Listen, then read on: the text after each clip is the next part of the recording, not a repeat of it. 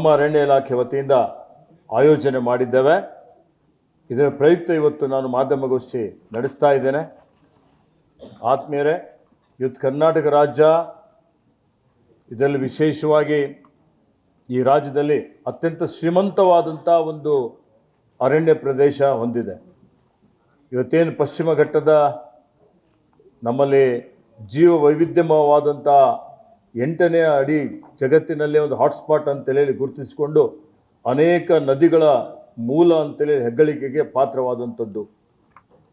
ಇವತ್ತು ನಮ್ಮ ರಾಜ್ಯದಲ್ಲಿ ಸುಮಾರು 43,000 ಚದರ ಕಿಲೋಮೀಟರ್ ಅರಣ್ಯ ಇದೆ. ಅಂದರೆ 43 ಲಕ್ಷ ಹೆಕ್ಟೇರ್ ಅರಣ್ಯ ಪ್ರದೇಶ ಇದೆ.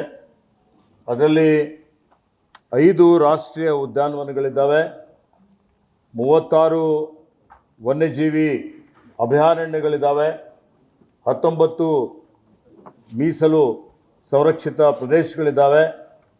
ಇವತ್ತು ಒಂದು ನಮ್ಮಲ್ಲಿ ಸಮುದಾಯ ಮೀಸಲು ಇದೆ.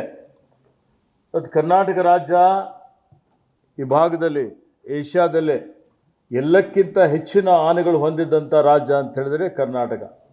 ನಮ್ಮಲ್ಲಿ 2023ರಲ್ಲಿ ನಾವು ಆನೆ ಜನಗಣತಿ ಮಾಡಿದಂಥ ಸಂದರ್ಭದಲ್ಲಿ ಸುಮಾರು 6,395 ಆನೆಗಳು ನಮ್ಮ ರಾಜ್ಯದಲ್ಲಿದ್ದಾವೆ. ಇಡೀ ದೇಶದಲ್ಲಿ ಎಲ್ಲಕ್ಕಿಂತ ಹೆಚ್ಚಿನ ಆನೆಗಳು ನಮ್ಮಲ್ಲಿದ್ದಾವೆ. ಹುಲಿ ಗಣತಿ ಮಾಡಿದಂಥ ಸಂದರ್ಭದಲ್ಲಿ ನಮ್ಮಲ್ಲಿ 563 ಹುಲಿಗಳಿದ್ದಾವೆ. ಹೀಗಾಗಿ ಆನೆ ಸಂಖ್ಯೆ ಜಾಸ್ತಿ ಆಗಿದೆ. ಇವತ್ತು ಅದರ ಜೊತೆಯಲ್ಲಿ ನಾವು ನೋಡ್ತಾ ಇದ್ದೀವಿ ನಮ್ಮೆಲ್ಲರ ಕರ್ತವ್ಯ. ಏಕೆಂದರೆ 72ರಲ್ಲಿ ಅಂದಿನ ಪ್ರಧಾನಮಂತ್ರಿಗಳಾದಂಥ ಶ್ರೀಮತಿ ಇಂದಿರಾ ಗಾಂಧಿಯವರು ವನ್ಯಜೀವಿ ಸಂರಕ್ಷಣೆ ಕಾಯ್ದೆ ತಂದರು. ಆಮೇಲೆ 80ರಲ್ಲಿ ಅರಣ್ಯ ಸಂರಕ್ಷಣೆ ಕಾಯ್ದೆ ಬಂತು. ಇವೆರಡೂ ಕಾಯ್ದೆಗಳು ಬಂದಿದ್ದಕ್ಕಾಗಿ ಇವತ್ತು ಇಷ್ಟೊಂದು ಅರಣ್ಯ ಉಳಿದಿದೆ ಅಂತ ಹೇಳಿದರೆ ಅತಿಶಯೋಕ್ತಿ ಆಗೋದಿಲ್ಲ. ಹೇಗೆ ಇವತ್ತು ವನ್ಯಜೀವಿಗಳ ಸಂಖ್ಯೆ ಜಾಸ್ತಿ ಆಗ್ತಾ ಇದೆ, ಅದೇ ರೀತಿಯಲ್ಲಿ ಮಾನವ ಪ್ರಾಣಿ ಸಂಘರ್ಷನೂ ಜಾಸ್ತಿ ಆಗ್ತಾ ಇದೆ.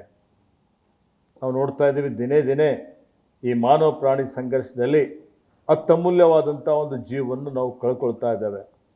ಇವತ್ತು ಹೋದ ಸಲ ನಮ್ಮ ರಾಜ್ಯದಲ್ಲಿ ಸುಮಾರು 58 ಜನ ಇವತ್ತು ಮಾನವ ಪ್ರಾಣಿ ಸಂಘರ್ಷದಲ್ಲಿ ಮೃತಪಟ್ಟಿದ್ದಾರೆ. ಎಲ್ಲಕ್ಕಿಂತ ಹೆಚ್ಚಿನ ಮೃತಗಳಾಗುವಂಥದ್ದು ಮಾನವ ಮತ್ತು ಆನೆ ಸಂಘರ್ಷದಲ್ಲಿ. ಸರಾಸರಿ ಈಗ 3 ವರ್ಷದ್ದು ನಾವು ತೆಗೆದುಕೊಂಡ್ರೆ ಸುಮಾರು 30ರಿಂದ 35 ಜನ ಆನೆ ತುಳಿತಕ್ಕೆ ಒಳಗಾಗ್ತಾ ಇದ್ದಾರೆ. ಇದು ಸರ್ಕಾರ, ನಮ್ಮ ಇಲಾಖೆ, ನಾನು ಅರಣ್ಯ ಸಚಿವನಾದ ಮೇಲೆ ಈ ಮಾನವ ಸಂಘರ್ಷ ಇದನ್ನು ತಪ್ಪಿಸಲಿಕ್ಕೆ, ಯಾಕೆಂದರೆ ಇದನ್ನು ಯಾವುದೇ ಪರಿಸ್ಥಿತಿಯಲ್ಲಿ ಅತ್ಯಮೂಲ್ಯವಾದಂಥ ಜೀವ ಹೋಗಬಾರ್ದು. ಒಂದು ಕಡೆ ಪ್ರಾಣಿ ಸಂಪತ್ತನ್ನು ಉಳಿಸಬೇಕಾಗ್ತದೆ, ಇನ್ನೊಂದು ಕಡೆ ಇವತ್ತು ನಮ್ಮ ಮಾನವ ಜೀವ ಅತ್ಯಮೂಲ್ಯವಾದಂಥದ್ದು.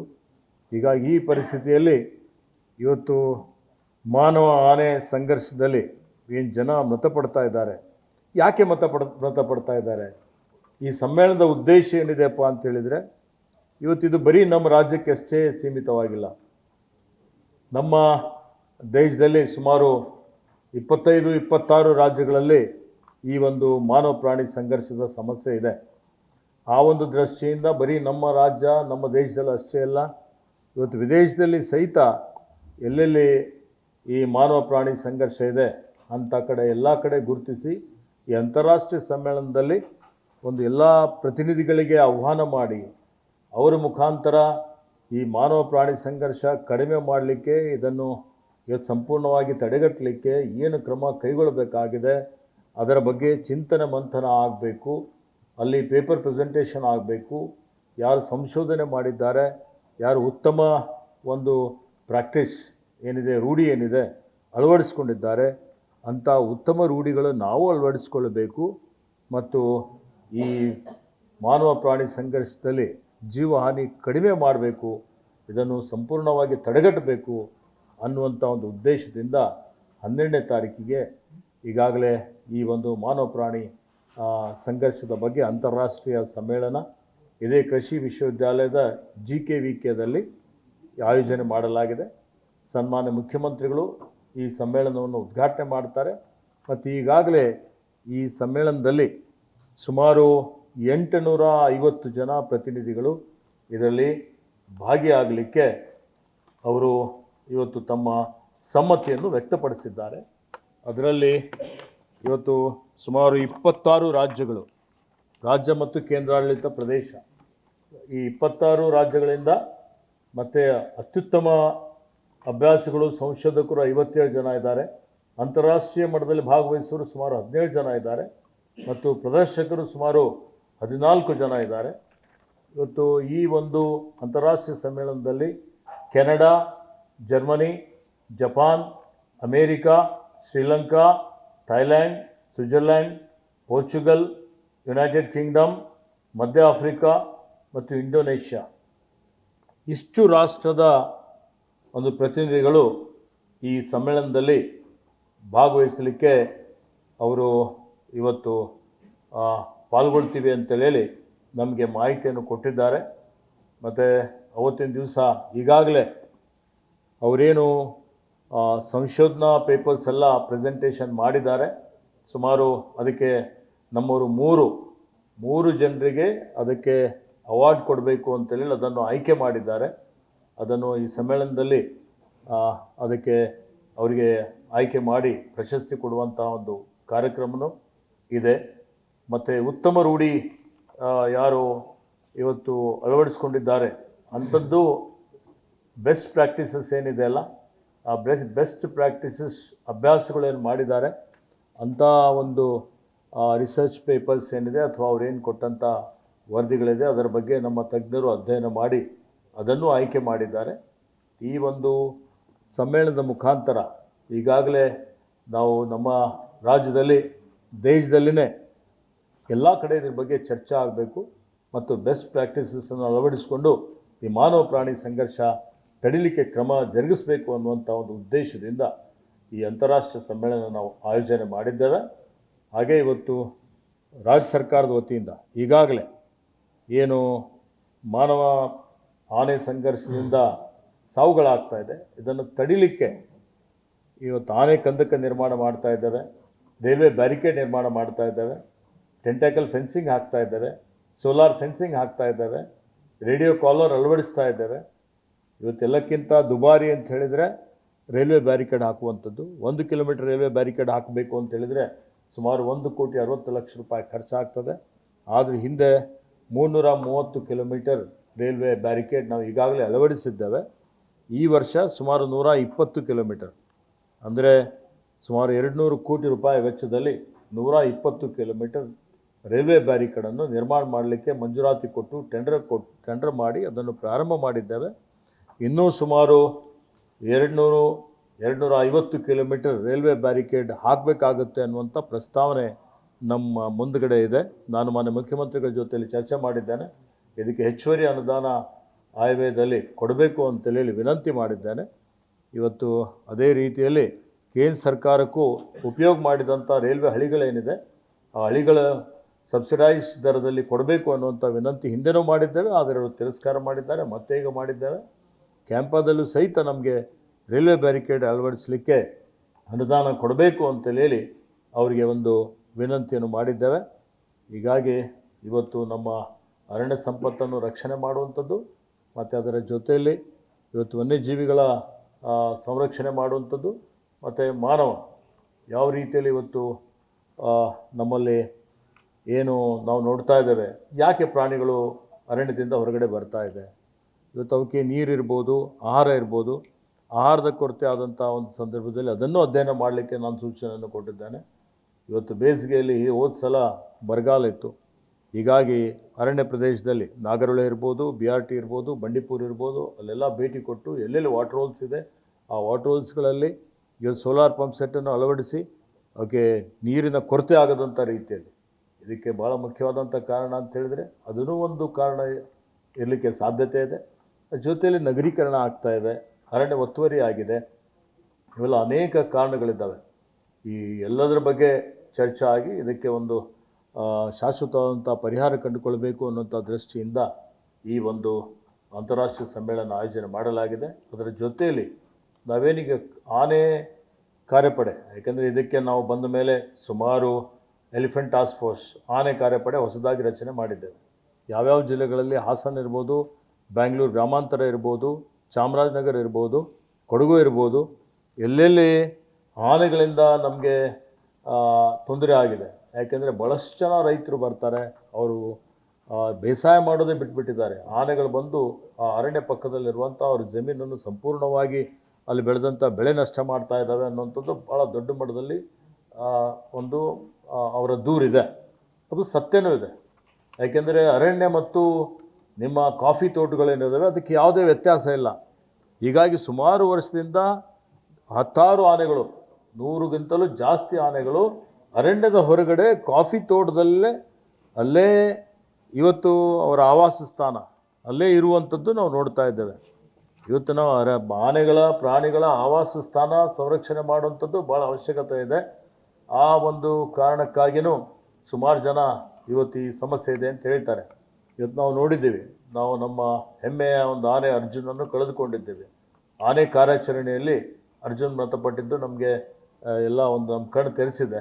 ಹೀಗಾಗಿ ಒಂದು SOP ಸ್ಟ್ಯಾಂಡರ್ಡ್ ಆಪರೇಟಿಂಗ್ ಪ್ರೊಸೀಜರ್ ಏನಿದೆ ಅದನ್ನು ಒಂದು ತಜ್ಞರ ಒಂದು ಸಮಿತಿ ಮಾಡಿ ಅವರು ಈಗಾಗಲೇ ಒಂದು SOPಯನ್ನು ತಯಾರು ಮಾಡಿದ್ದಾರೆ. ಇವತ್ತು ಈ ಒಂದು ಸಮ್ಮೇಳನದಲ್ಲಿ ಇವತ್ತು SOP ಬಿಡುಗಡೆ ಮಾಡುವಂಥದ್ದು ಈ ಒಂದು ಕಾರ್ಯಕ್ರಮವನ್ನು ನಾವು ಹಮ್ಮಿಕೊಂಡಿದ್ದೇವೆ ಅನ್ನುವಂಥ ಒಂದು ಮಾತನ್ನು ನಾನು ತಮ್ಮೆಲ್ಲರಿಗೆ ಹೇಳಲಿಕ್ಕೆ ಬಯಸ್ತಾ ಇದ್ದೀನಿ. ಅದಕ್ಕೆ ಈ ಒಂದು ಅಂತಾರಾಷ್ಟ್ರೀಯ ಸಮ್ಮೇಳನದಲ್ಲಿ ತಾವೆಲ್ಲ ಹೆಚ್ಚಿನ ಸಂಖ್ಯೆಯಲ್ಲಿ ಭಾಗವಹಿಸಿ ಅದಕ್ಕೆ ಹೆಚ್ಚಿನ ಒಂದು ಪ್ರಚಾರ ಕೊಡಬೇಕು. ಮತ್ತು ಜನರಲ್ಲಿ ಇದ್ರ ಬಗ್ಗೆ ಒಂದು ನಮ್ಮಲ್ಲಿ ಏನು ವನ್ಯಜೀವಿಗಳಿದ್ದಾವೆ ಆ ವನ್ಯಜೀವಿಗಳ ಸಂರಕ್ಷಣೆ ಬಗ್ಗೆ ಪ್ರತಿಯೊಬ್ಬರಿಗೂ ಭೂಮಿ ಮೇಲೆ ಜನ್ಮ ತಾಳಿದಂಥವೆಲ್ಲರಿಗೂ ಇವತ್ತು ಬದುಕುವಂಥ ಒಂದು ಹಕ್ಕಿದೆ. ಅದು ವನ್ಯಜೀವಿಗಳಿರ್ಬೋದು, ಕೀಟಗಳಿರ್ಬೋದು, ಇವತ್ತು ನಮ್ಮ ಎಲ್ಲ ಸಸ್ಯಗಳು, ಮರಗಳು, ಗಿಡಗಳು ಎಲ್ಲದಕ್ಕೆ ಇವತ್ತಿನ ದಿವಸ ಸಂರಕ್ಷಣೆ ಕೊಡುವಂಥದ್ದು, ಪ್ರಕೃತಿ ಪರಿಸರ ಸಂರಕ್ಷಣೆ ಕೊಡುವಂಥದ್ದು ನಮ್ಮೆಲ್ಲರ ಆದ್ಯ ಕರ್ತವ್ಯವಾಗಿದೆ. ಅದಕ್ಕೆ ಹೆಚ್ಚಿನ ಸಂಖ್ಯೆಯಲ್ಲಿ ಭಾಗವಹಿಸಿ ಇದಕ್ಕೆ ಹೆಚ್ಚಿನ ಪ್ರಚಾರ ಕೊಡಬೇಕು ಅನ್ನುವಂಥ ಒಂದು ವಿನಂತಿಯನ್ನು ನಾನು ಅರಣ್ಯ ಇಲಾಖೆ ವತಿಯಿಂದ ತಮ್ಮೆಲ್ಲರಿಗೆ ಮಾಡ್ತಾ ಇದ್ದೇನೆ.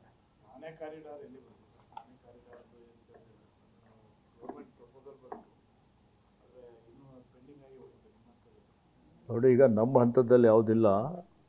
ಈಗಾಗಲೇ ನಾವು ಎಲ್ಲಿ ವನ್ಯ ಪ್ರಾಣಿಗಳ ಆವಾಸ ಸ್ಥಾನ ಇದೆ ಅದನ್ನು ಸಂರಕ್ಷಣೆ ಮಾಡಲಿಕ್ಕೆ ಏನೇನು ಕ್ರಮ ತೆಗೆದುಕೊಳ್ಬೇಕು ಅನ್ನೋಂಥದ್ದು ಮಾಡ್ತಾ ಇದ್ದಾವೆ. ಇವತ್ತು ಆನೆ ಕಾರಿಡಾರ್ ಬಗ್ಗೆ ಅದನ್ನು ಉನ್ನತ ಮಟ್ಟದಲ್ಲಿ, ಯಾಕೆಂದರೆ ಅದಕ್ಕೆ ಹೆಚ್ಚಿನ ಒಂದು ಅನುದಾನದ ಅವಶ್ಯಕತೆ ಇದೆ, ಚರ್ಚೆ ಮಾಡ್ತೇವೆ. ಅಲ್ಲ, ಇನ್ನೂ ಅದ್ರ ಬಗ್ಗೆ ಚರ್ಚೆ ನಿಖರವಾಗಿ ಮಾಹಿತಿ ಇಲ್ಲ. ನಿಖರವಾಗಿ ಮಾಹಿತಿ ತೆಗೆದುಕೊಂಡು ನಾನು ಮಾಧ್ಯಮಕ್ಕೆ ಹೇಳ್ತೇನೆ. ಕರ್ನಾಟಕದ ಇತರೆ ಪ್ರದೇಶಗಳು ಕಲ್ಯಾಣ ಕರ್ನಾಟಕ ಭಾಗದಲ್ಲಿ ಅರಣ್ಯ ಪ್ರದೇಶ ಎಷ್ಟು ಕಡಿಮೆ ಇದೆ ಅದನ್ನ ಎಲ್ಲಿ ಕಲ್ಯಾಣ ಕರ್ನಾಟಕ ಭಾಗದಲ್ಲಿ ಕಲ್ಯಾಣ ಕರ್ನಾಟಕ ಭಾಗದಲ್ಲಿ ಎಲ್ಲಕ್ಕಿಂತ ಕಡಿಮೆ ಅರಣ್ಯ ಪ್ರದೇಶ ಇದೆ. 5% ಮಾತ್ರ ಇದೆ 5 ಜಿಲ್ಲೆಗಳಲ್ಲಿ. ನಮ್ಮಲ್ಲಿ ಬಳ್ಳಾರಿ ಮತ್ತು ವಿಜಯನಗರ ಬಿಟ್ಟರೆ ಬೀದರ್, ಕಲಬುರಗಿ, ರಾಯಚೂರು, ಯಾದಗಿರಿ, ಕೊಪ್ಪಳ ಈ 5 ಜಿಲ್ಲೆಗಳಲ್ಲಿ 5%ಗಿಂತಲೂ ಕಡಿಮೆ ಅರಣ್ಯ ಕ್ಷೇತ್ರ ಹಸಿರು ಹೊದಿಕೆ ಇದೆ. ಮತ್ತು ಇದನ್ನು ಹೆಚ್ಚಿಗೆ ಮಾಡಲಿಕ್ಕೆ ಪ್ರಯತ್ನ ಮಾಡ್ತಾ ಇದ್ದಾರೆ. ನೋಡಿ, ಒಂದು 5 ವರ್ಷದ ಪರ್ಸ್ಪೆಕ್ಟಿವ್ ಪ್ಲಾನ್ ಮಾಡಿ ಅಂತ ಅಧಿಕಾರಿಗಳಿಗೆ ನಾನು ಸೂಚನೆ ಕೊಟ್ಟಿದ್ದೇನೆ. ಇದು ಮಾಡಬೇಕು ಅಂತ ಹೇಳಿದರೆ ಇವತ್ತೇನು 21-22% ಅರಣ್ಯ ಕ್ಷೇತ್ರ ಇದೆ ಕರ್ನಾಟಕ ರಾಜ್ಯದಲ್ಲಿ, ಇದನ್ನು 33%ಕ್ಕೆ ನಾವು ತೆಗೆದುಕೊಂಡು ಹೋಗಬೇಕು ಅಂದರೆ ಪ್ರತಿ ವರ್ಷ 10 ಕೋಟಿ ಸಸಿ ನಾವು ನೆಡಬೇಕಾಗತ್ತೆ. ಪ್ರತಿ ವರ್ಷ 10 ವರ್ಷಗಳವರೆಗೆ 15 ವರ್ಷಗಳವರೆಗೆ 150 ಕೋಟಿ ಸಸಿ ನೆಟ್ಟು ಅದನ್ನು ಮರ ಆಗಿ ಆಗಬೇಕು. ಅಂದರೆ 25% ಸಸಿಗಳು ಹೋಗ್ತವೆ ಅಂತ ಹೇಳಿದ್ರು 100 ಕೋಟಿ ಮರಗಳು 10 ವರ್ಷದಲ್ಲಿ ಬೆಳೆದರೆ ನಮ್ಮ ಅರಣ್ಯ ಪ್ರದೇಶ ಜಾಸ್ತಿ ಆಗ್ತದೆ. ಇವತ್ತು ಆ ನಿಟ್ಟಿನಲ್ಲಿ ಒಂದು ಯೋಜನೆ ಹಾಕ್ಕೊಳ್ಬೇಕು ಅನ್ನುವಂಥ ಸೂಚನೆ ಕೊಟ್ಟಿದ್ದೇನೆ. ಅದಕ್ಕೆ ಅವಶ್ಯಕತೆ ಇರುವಂಥ ಏನು ಅನುದಾನ ಬೇಕಾಗ್ತದೆ ಅದನ್ನು ಬರುವಂಥ ಆಯವ್ಯಯದಲ್ಲಿ ಮತ್ತು ಸನ್ಮಾನ್ಯ ಮುಖ್ಯಮಂತ್ರಿಗಳ ಜೊತೆಯಲ್ಲಿ ಚರ್ಚೆ ಮಾಡಿ ಅದನ್ನು ಅನುಷ್ಠಾನ ತರಲಿಕ್ಕೆ ಪ್ರಯತ್ನ ಮಾಡ್ತೇವೆ. ಇದು ಅಂದಾಜು ಪಟ್ಟಿ ಇನ್ನೇನು ತಯಾರಾಗಿಲ್ಲ. ಒಂದು ಮರ ಮೇಂಟೈನ್ ಮಾಡಬೇಕು 3 ವರ್ಷ 5 ವರ್ಷ ಅಂದರೆ ಕನಿಷ್ಠ ಒಂದು 1000 ರೂಪಾಯಿ ಬೇಕಾಗ್ತದೆ. ಆ ಲೆಕ್ಕದಲ್ಲಿ ನೀವು 100 ಕೋಟಿ 100 ಅಂದರೆ ಎಷ್ಟು ಅನುದಾನ ಬೇಕಾಗ್ತದೆ ಅಂತ ಅಂದಾಜಿಸ್ಬೋದು. ಸರ್ ಕಸ್ತೂರಿ ರಂಗನ ವರದಿ ಸಂಬಂಧಪಟ್ಟಾಗೆ ಕರ್ನಾಟಕ ಸರ್ಕಾರದ ನಿಲುವೇನು ಸರ್? ಈಗಾಗಲೇ ಮಾನ್ಯ ಮುಖ್ಯಮಂತ್ರಿಗಳು ಹೇಳಿದ್ದಾರೆ, ಸಚಿವ ಸಂಪುಟದಲ್ಲಿ ಮತ್ತು ಎಲ್ಲ ನಮ್ಮ ಇಲಾಖೆ ಮತ್ತು ಪರಿಸರ ತಜ್ಞರ ಜೊತೆಯಲ್ಲಿ ಎಲ್ಲರ ಜೊತೆಯಲ್ಲಿ ಚರ್ಚೆ ಮಾಡಿ ಅಂತಿಮವಾದಂಥ ಒಂದು ತೀರ್ಮಾನವನ್ನು ಸರ್ಕಾರ ತೆಗೆದುಕೊಳ್ತದೆ. ಅನಧಿಕೃತ ಹೋಮ್ ಸ್ಟೇ ಮತ್ತು ರೆಸಾರ್ಟ್ಗಳು ಅನಧಿಕೃತ ಹೋಮ್ ಸ್ಟೇ ಮತ್ತು ರೆಸಾರ್ಟ್ಗಳೇನಿದೆ 2015 ನಂತರ ಯಾರ್ಯಾರು ಒತ್ತುವರಿ ಮಾಡಿದ್ದಾರೆ ಆ ಒತ್ತುವರಿ ತೆರವು ಮಾಡಬೇಕು ಅನ್ನುವಂಥ ಸೂಚನೆಯನ್ನು ನಾನು ಕೊಟ್ಟಿದ್ದೇನೆ. ಅನಧಿಕೃತ ಹೋಮ್ ಸ್ಟೇಗಳನ್ನು ಕಾರ್ಯಪಡೆ ರಚನೆ ಮಾಡ್ತೀವಿ ಅಂತ ಹೇಳಿದ್ದೇನೆ. ಈಗ ನಮ್ಮ ಅರಣ್ಯ ಇಲಾಖೆಯ ಮುಖ್ಯಸ್ಥರೇನಿದ್ದಾರೆ ಅವರ ಅಧ್ಯಕ್ಷತೆಯಲ್ಲಿ ಒಂದು ಕಾರ್ಯಪಡೆ ರಚನೆ ಮಾಡಿ ಅದನ್ನು ಯಾರ್ಯಾರು ಒತ್ತುವರಿ ಮಾಡಿದ್ದಾರೆ ಅದನ್ನು ತೆರವುಗೊಳಿಸುವಂಥ ಒಂದು ಕೆಲಸ ಪ್ರಾರಂಭ ಮಾಡ್ತೇವೆ. ಈಗಾಗಲೇ ಒತ್ತುವರಿ ತೆರವು ಕಾರ್ಯ ಪ್ರಾರಂಭ ಆಗಿದೆ ರಾಜ್ಯದಲ್ಲಿ. ಇವತ್ತು ಏನಿದೆ ಅಂದರೆ ನೀವು ನೋಡಿ, ತನುಡಿ ಸರ್ವೆ ನಂಬರ್ 9, 21, 22, 23, 72, 92ರಲ್ಲಿ ಟೋಟಲ್ 36 ಎಕರೆ ಎನ್ಕ್ರೋಚ್ಮೆಂಟ್ ಅದನ್ನು ತೆರವುಗೊಳಿಸಲಿಕ್ಕೆ ಈಗಾಗಲೇ ನಮ್ಮ ಅಧಿಕಾರಿಗಳು ಕ್ರಮ ತೆಗೆದುಕೊಂಡಿದ್ದಾರೆ. ಚಿಕ್ಕಮಗಳೂರು ಕೊಪ್ಪ ಚಿಕ್ಕಮಗಳೂರು ಕೊಪ್ಪದಲ್ಲಿ ಹೇಳಿದೆ ಈಗಲೇ, ಚಿಕ್ಕಮಗಳೂರು ಕೊಪ್ಪದಲ್ಲಿ ಅಂತ. ಸರ್, ಒಂದು ಈಗ ನೀವು ಹೋಮ್ ಸ್ಟೇ ತೆರವುಗೊಳಿಸುವಂತ ಏನು ಆದೇಶ ಮಾಡಿದಿರಿ, ಇದು ಇನ್ನೊಂದು ಇಂಪ್ಯಾಕ್ಟ್ಗಳು ಕೂಡ ಆಗ್ತದೆ. ಏನಂದ್ರೆ ಯಾವುದೋ ಒಂದು ನಿರ್ದಿಷ್ಟವಾದ ಸರ್ವೆ ನಂಬರ್ ಅಲ್ಲಿ ಹೋಮ್ ಸ್ಟೇ ಮತ್ತು ಮನೆಗಳಿದ್ರೆ ಆ ಮನೆಗಳ ವಿಚಾರ ಇನ್ನೂ ಕೂಡ ಲೀಗಲ್ ಬ್ಯಾಟಿಂಗ್ ನಡೀತಾ ಇದೆ ಮಲೆನಾಡು ಭಾಗದಲ್ಲಿ. ಆಗ ತೆರವುಗೊಳಿಸುವಾಗ ಯಾವ ಮಾನದಂಡ ಅನುಸರಿಸ್ತೀರಿ ಸರ್? ಉದಾಹರಣೆಗೆ ನಾನು ನೋಡಿ ಈಗಾಗಲೇ ನಮ್ಮ ಅಧಿಕಾರಿಗಳಿಗೆ ಬಹಳ ಸ್ಪಷ್ಟವಾಗಿ ಸೂಚನೆಯನ್ನು ಕೊಟ್ಟಿದ್ದೇನೆ. ತೆರವಿನ ಒಂದು ನೆಪ ಒಡ್ಡಿ ಯಾರು ಅಧಿಕೃತವಾಗಿ ಏನಾದರೂ ಅವರವರ ಜಮೀನಿನಲ್ಲಿ ಮಾಡಿಕೊಂಡ್ರೆ ಕಾನೂನುಬದ್ಧವಾಗಿ ಎಲ್ಲ ಪರವಾನಗಿ ತೆಗೆದುಕೊಂಡ್ರೆ ಅವರಿಗೂ ಯಾವುದೇ ರೀತಿಯ ತೊಂದರೆ ಆಗಬಾರ್ದು. ಆದರೆ ಯಾರು ಇವತ್ತು ಅಕ್ರಮವಾಗಿ ಅರಣ್ಯ ಇಲಾಖೆ ಜಮೀನನ್ನು ಒತ್ತುವರಿ ಮಾಡಿಕೊಂಡು ಯಾರು ಇವತ್ತು ಹೋಮ್ ಸ್ಟೇ ಆಗಲಿ ಅಥವಾ ಇವತ್ತು ಏನು ನಮ್ಮಲ್ಲಿ ನಿರ್ಮಾಣ ಮಾಡಿದ್ದಾರೆ ಅವೆಲ್ಲವನ್ನು ಕಟ್ಟುನಿಟ್ಟಾಗಿ ತೆರವುಗೊಳಿಸಬೇಕು ಅಂತ ಹೇಳಿದ್ದೇವೆ. ಅದರಲ್ಲಿ ಏನಿದೆ ಅಂದರೆ 3 ಎಕರೆ ಒಳಗಡೆ ಇದ್ದಂಥವರಿಗೆ ತೆರವುಗೊಳಿಸಬಾರ್ದು ಅನ್ನುವಂಥದ್ದು ನಮ್ಮ ಸರ್ಕಾರದ ನಿಲುವು, ಇನ್ನೂ ಆದೇಶ ಇದೆ. 2015ರಲ್ಲಿ ನಾವು ಉಚ್ಚ ನ್ಯಾಯಾಲಯಕ್ಕೆ ಒಂದು ಅಫಿಡವಿಟನ್ನು ಕೊಟ್ಟಿದ್ದೇವೆ. ಯಾರ್ಯಾರು ಅರಣ್ಯ ಹಕ್ಕು ಕಾಯ್ದೆಯಲ್ಲಿ ಅರ್ಜಿಗಳನ್ನು ಹಾಕಿದ್ದಾರೆ ಮತ್ತು ಅದರಲ್ಲಿ 90ರಿಂದ 95% ಅರ್ಜಿಗಳು ತಿರಸ್ಕೃತವಾಗಿದ್ದಾವೆ. ಆ ತಿರಸ್ಕೃತವಾದಂಥ ಅರ್ಜಿಗಳೇನಿದೆ ಸುಮಾರು ವರ್ಷದಿಂದ ಅವರು ಅಲ್ಲೇ ಉಳುಮೆ ಮಾಡ್ತಾ ಇದ್ದಾರೆ ಅಥವಾ ಅಲ್ಲೇ ವಾಸ ಮಾಡ್ತಾ ಇದ್ದಾರೆ. ಇಂಥವು ಅನೇಕ ಪ್ರಕರಣಗಳಿದ್ದಾವೆ, ಸಾವಿರಾರು ಪ್ರಕರಣಗಳು, ಸುಮಾರು 1 ಲಕ್ಷಕ್ಕಿಂತಲೂ ಜಾಸ್ತಿ ಅರ್ಜಿಗಳು ಆ ರೀತಿಯಲ್ಲಿ ಇದೆ. ಹೀಗಾಗಿ ಅಂಥವುಗಳು ಸುಪ್ರೀಂ ಕೋರ್ಟ್ಗೆ ನಾವು ಒಂದು ಅಫಿಡವಿಟ್ ಕೊಟ್ಟಿದ್ದೇವೆ. ಏನು ಅಂತ ಹೇಳಿದರೆ ನಾವು ಮತ್ತೆ ಪುನರ್ ಪರಿಶೀಲನೆ ಮಾಡ್ತೀವಿ, ಅವರಿಗೆ ಪುನರ್ವಸತಿ ಕಲ್ಪಿಸಿಕೊಡ್ತೀವಿ, ಅಲ್ಲಿವರೆಗೆ ಅವರಿಗೆ ತೆರವುಗೊಳಿಸೋದಿಲ್ಲ ಅನ್ನುವಂಥ ಒಂದು ಅಫಿಡವಿಟ್ ಸುಪ್ರೀಂ ಕೋರ್ಟ್ಗೆ ಕೊಟ್ಟಿದ್ದೇವೆ. ದುರದೃಷ್ಟವಶಾತ್ 2015 ನಂತರನೂ ಬಹಳಷ್ಟು ಒತ್ತುವರಿ ಆಗಿದೆ. 2015 ನಂತರ ಏನು ಒತ್ತುವರಿ ಆಗಿದೆ ಅದನ್ನು ನಮ್ಮ ಇಲಾಖೆ ಅಧಿಕಾರಿಗಳು ಸ್ಪಷ್ಟವಾಗಿ ಗುರುತಿಸಿ ಅವೆಲ್ಲ ಒತ್ತುವರಿ ಇತ್ತೀಚೆಗೆ ಏನು ಜಾಸ್ತಿ ಆಗಿದೆ ಅಂಥವೆಲ್ಲವದಕ್ಕೆ ತೆರವು ಮಾಡಲಿಕ್ಕೆ ನಮ್ಮ ಇಲಾಖೆಯಿಂದ ನಾನು ತೆರವು ಮಾಡಬೇಕು ಅಂತ ಸೂಚನೆಯನ್ನು ಕೊಟ್ಟಿದ್ದೇನೆ. ಎಷ್ಟು ಈ ರೀತಿಯಲ್ಲಿ ಅನಧಿಕೃತ ಇದೆ ಅನ್ನುವಂಥದ್ದು ಸರ್, ಹೋಮ್ ಸ್ಟೇಗೆ ಸರ್ಕಾರದಿಂದ ಯಾವುದೇ ಗೈಡ್ಲೈನ್ಸ್ ಇಲ್ಲ ಸರ್. ಅದೇಗೆ ನೀವು ಅನಧಿಕೃತ ಮತ್ತು ಅಧಿಕೃತ ಡಿಸೈಡ್ ಮಾಡ್ತೀರಾ? ಇವತ್ತಿನ ನೋಡಿ, ಅನಧಿಕೃತ ಅಂತ ಈಗ ನಾವೇನು ಹೇಳ್ತಾ ಇದ್ದೀವಿ ಗೊತ್ತಾ? ಯಾವ ಅರಣ್ಯ ಇಲಾಖೆಯಲ್ಲಿ ಜಮೀನು ಒತ್ತುವರಿ ಮಾಡಿಕೊಂಡು ಹೋಮ್ ಸ್ಟೇ ಮಾಡಿದ್ದಾರೆ, ಯಾರು ರೆಸಾರ್ಟ್ ಮಾಡಿದ್ದಾರೆ, ಅಂಥವೆಲ್ಲ ತೆರವುಗೊಳಿಸುವಂಥ ಜವಾಬ್ದಾರಿ ನಮ್ದಿದೆ, ಅದು ಮಾಡ್ತೇವೆ. ರಿಪೋರ್ಟ್ ಬಂದ್ರ ಅರಣ್ಯಾಧಿಕಾರಿಗಳ ಮೇಲೂ ಕೂಡ ಕ್ರಮ ತೆಗೆದುಕೊಳ್ತಾರ. 2015 ಅನಧಿಕೃತ ಆಗಿದ್ರೆ ಅರಣ್ಯಾಧಿಕಾರಿಗಳು ಕೂಡ ಅದಕ್ಕೆ ಶಾಮೀಲಾಗಿದ್ದಾರೆ, ಅವ್ರ ಮೇಲೂ ಕೂಡ ಆಕ್ಷನ್ ತಗೋತೀರಾ ಅಂತ? ನೋಡಿ, ಈಗ ಹಿಂದೆ ಏನಾಗಿದೆ ಅದ್ರ ಬಗ್ಗೆ ಇವತ್ತು ನಾವು ವಿಚಾರಣೆ ಮಾಡ್ತೀವಿ, ವರದಿ ತರಿಸ್ತೀವಿ. ಅದರಲ್ಲಿ ಉದ್ದೇಶಪೂರ್ವಕವಾಗಿ ಯಾರಾದರೂ ಅವ್ರ ಕೈವಾಡಿದೆ, ಅವ್ರು ಸೇರಿಕೊಂಡಿದ್ದಾರೆ, ಕೊಲ್ಯೂಡ್ ಆಗಿದ್ದಾರೆ ಅಂತ ಹೇಳಿದ್ರೆ ಕಾನೂನು ರೀತ್ಯ ನಮ್ಮ ನಿಯಮ ಪ್ರಕಾರ ಕ್ರಮ ತಗೊಳ್ತೀವಿ. ಇದಕ್ಕೆ ಡೆಡ್ಲೈನ್ ಅಲ್ಲ, ತಕ್ಷಣವೇ ಮಾಡಿ ಅಂತ ಹೇಳಿದ್ದೇವೆ. ಈಗೇನು ಗುಡ್ಡ ಕುಸಿತ ಆಗ್ತಾ ಇದೆ, ಶಿರೂರಲ್ಲಾಯಿತು, ಕೇರಳದಲ್ಲಾಯಿತು, ವಯನಾಡದಲ್ಲಾಗಿದೆ, 100 ಜನ ಮೃತಪಡ್ತಾ ಇದ್ದಾರೆ. ಈ ಸನ್ನಿವೇಶದಲ್ಲಿ ಆದಷ್ಟು ಶೀಘ್ರದಲ್ಲಿ ಎಷ್ಟು ಒತ್ತುವರಿ ಆಗಿದೆ ಅಂತೇಳಿ ಇಲ್ಲಿ ಗಮನಕ್ಕೆ ಬಂದಂಥದ್ದು ತೆರವುಗೊಳಿಸಿ ಅಂತ ಹೇಳಿದ್ದೇವೆ. ಸಂಪೂರ್ಣ ಮಾಹಿತಿಯನ್ನು ಕಲೆ ಹಾಕಲಿಕ್ಕೂ ಸೂಚನೆ ಕೊಟ್ಟಿದ್ದೇನೆ. ಈಗ ಸರ್ ನಿಮ್ಮ ಫಾರೆಸ್ಟ್ ಸರ್ ಅರಣ್ಯೀಕರಣ ನಿರ್ಣಯದಲ್ಲಿ ಹಳ್ಳಿಗಳಲ್ಲಿ ರೋಡ್ ಸೈಡ್ ಗಿಡ ಹಾಕ್ತಾರಲ್ಲ, ಒಂದ್ ಯಾವ್ದಾದ್ರು ಗಿಡ ಹೋಯ್ತು ಅಂದ್ರೆ ರೈತರಿಗೆ ಎಷ್ಟು ತೊಂದರೆ ಕೊಡ್ತಾರೆ ಗೊತ್ತಾ? ಕಾಡಲ್ಲಿ ಮನೆ ಕಟ್ಟಿದ್ರು ನಿಮ್ಮವ್ರು ಯಾರು ಹೋಗಿ ನೋಡಲ್ಲ ಅಂತಂದ್ರೆ ಹೆಂಗದು ಇನ್ವಾಲ್ವ್ ಆಗದೆ ಇದ್ರೆ ಮಾಡಕ್ ಸಾಧ್ಯನೇ ಇಲ್ಲ ಅಲ್ವಾ? ರೋಡ್ಗಳು ನಿಮ್ಮ ಇದರಲ್ಲಿ ಹೆಂಗ್ ಹೋಗಿಲ್ಲ ರೋಡ್ಗಳು ಗೊತ್ತಾ ಕಾಡಲ್ಲಿ? ನೋಡಿ, ಇವತ್ತು ಅಥವಾ ನಿನ್ನೆ ನಡೀತಾ ಇದ್ದಂಥದ್ದಲ್ಲ. ಕೇಳಿ ಹೇಳ್ತೇನೆ, ನಿಮಗೂ ಗೊತ್ತಿದೆ. ಮಾಧವ್ ಗಾಡ್ಗಿಲ್ ವರದಿ ಬಂತು, ಆಮೇಲೆ ಕಸ್ತೂರಿ ರಂಗನ್ ವರದಿ ಬಂದು ಈಗ 10 ವರ್ಷ 11ನೇ ವರ್ಷ ನಡೀತಾ ಇದೆ. ಇವತ್ತು ಯಾವ ಮಟ್ಟದಲ್ಲಿ ಇದು ನಿರಂತರವಾಗಿ ನಡೀತಾ ಇರ್ತಕ್ಕಂಥದ್ದು, ಜೀವನ ಬೇಕು, ಜೀವನೋಪಾಯನೂ ಬೇಕು. ಇಂಥ ಪರಿಸ್ಥಿತಿಯಲ್ಲಿ ಸತತವಾಗಿ ಬಂದಂಥ ಸರ್ಕಾರಗಳು ಇವತ್ತು ಜನರ ಒತ್ತಡ ಇರ್ಬೋದು, ಮತ್ತೊಂದಿರ್ಬೋದು, ಇವೆಲ್ಲವೂ ಇದೆ. ಹೀಗಾಗಿ ತತ್ಕ್ಷಣವೇ ನಾವು ಹಿಂಗೆ ಮಾಡ್ತೀವಿ ಹಂಗೆ ಮಾಡ್ತೀವಿ ಅಂತ ಹೇಳಲಿಕ್ಕೆ ಆಗೋದಿಲ್ಲ. ಪ್ರಾಮಾಣಿಕವಾಗಿ ಇವತ್ತು ಪರಿಸರ ಪ್ರಕೃತಿ ಉಳಿಸಬೇಕು ಅಂತೇಳಿ ಹೇಳಿ, ವಿಶೇಷವಾಗಿ ಪಶ್ಚಿಮ ಘಟ್ಟದಲ್ಲಿ ಏನು ಪಶ್ಚಿಮ ಘಟ್ಟದಲ್ಲಿ ಒತ್ತುವರಿ ಆಗಿದೆ, ಆ ಒತ್ತುವರಿ ತೆರವು ಮಾಡಬೇಕು ಅಂತೇಳಿ ಹೇಳಿ ಒಂದು ನಮ್ಮ PCCF ಹಾಫ್ ಅಧ್ಯಕ್ಷತೆಯಲ್ಲಿ ನೇತೃತ್ವದಲ್ಲಿ ಒಂದು ನಾವು ಒತ್ತುವರಿ ತೆರವು ಕಾರ್ಯಪಡೆ ರಚನೆ ಮಾಡ್ತಾ ಇದ್ದೇವೆ. ಅದರ ಮೇಲೆ ಎಲ್ಲೆಲ್ಲಿ 2015 ನಂತರ ಒತ್ತುವರಿ ಆಗಿದೆ ಎಲ್ಲ ಮಾಹಿತಿಯನ್ನು ಕಲೆ ಹಾಕಿ ಅವೆಲ್ಲವನ್ನು ನಿರ್ದಾಕ್ಷಿಣ್ಯವಾಗಿ ತೆರವು ಮಾಡುವಂಥ ಕೆಲಸ ನಮ್ಮ ಇಲಾಖೆ ಮಾಡ್ತದೆ. Ishwar Khandre sir, last time you had said that encroachment will be cleared. You had made the same statement in your office also. So can you tell us how much of encroachment has been identified and surveyed so far and what action has been taken? ಈಗಾಗಲೇ ಸುಮಾರು 3,000 ಎಕರೆ 3,000 ಅಧಿಕೃತವಾಗಿ, ಅನಧಿಕೃತವಾಗಿ ಸುಮಾರು 10,000 ಎಕರೆ ಒತ್ತುವರಿ ತೆರವು ಮಾಡಿದ್ದೇವೆ.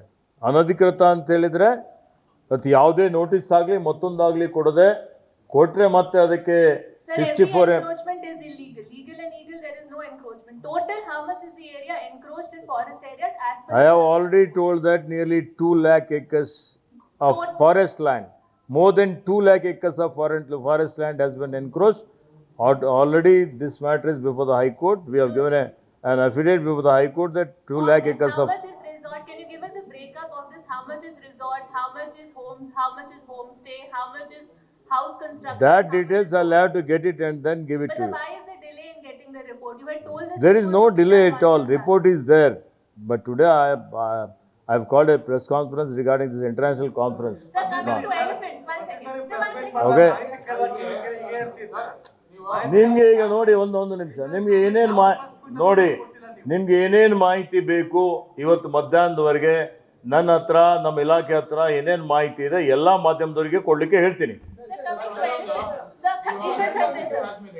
Ishwar Khandre, coming to elephants.